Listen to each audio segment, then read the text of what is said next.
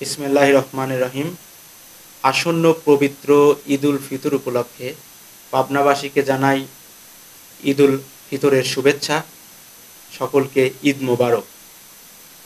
দীর্ঘ ১৭ বছর পর আমরা স্বৈরাচার মুক্ত পরিবেশে, ফ্যাসিবাদ মুক্ত পরিবেশে পবিত্র ঈদুল ফিতর উদযাপন করতে পারছি।